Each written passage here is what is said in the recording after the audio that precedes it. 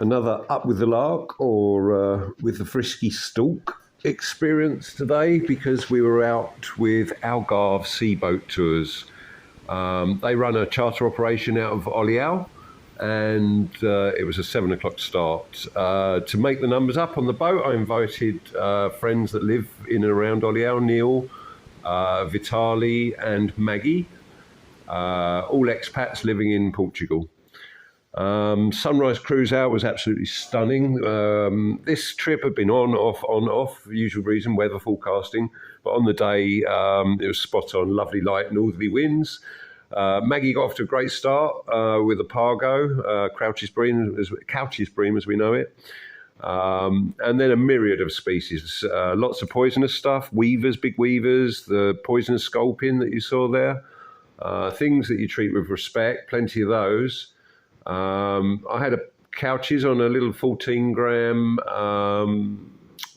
frolic, which is no longer made, sadly. And it came with two guests, two parasites, the ones that look a bit like woodlice, horrible-looking things, riding on its shoulder. Shows you just not in the UK, it's an Atlantic thing, these parasites, because we see a lot in Brighton. And we had a great day. I mean, I was messing around with tiny bits of isome on a drop shot rig. We caught lots of fish on those. Those little 3-inch shads that we've been catching, the barbel and up in the river, the bass on. They worked really well for various little breams and poisonous things. Maggie worked away on baits. That's, I believe, a 2-banded bream. A little gilthead for one of the skippers, Paolo there. Little gilthead bream popped up, but later in the year they get bigger ones. Lots of familiar fish, horse mackerel, true mackerel, plenty we caught, but very small for some reason, whereas the last time I was out there, we caught very big ones. It's much like Brighton, you get what's swimming through at the time. That was Eduardo, the other skipper. Really lovely guys, excellent English, great communication. These guys really know their fish, their birds.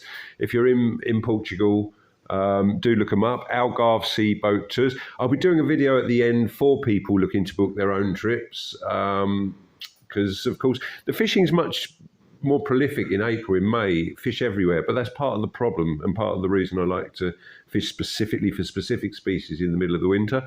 We treated ourselves to a different restaurant again in Oliao this night. Luke went for the steak, I went for the prawn curry, and it was exquisite. And then to make Neil rest nice and easy, I pointed out how many eyes watch you at night in Oliao. Yeah, it can be a creepy place. Lots of legend and folklore. I can't wait to show people all this.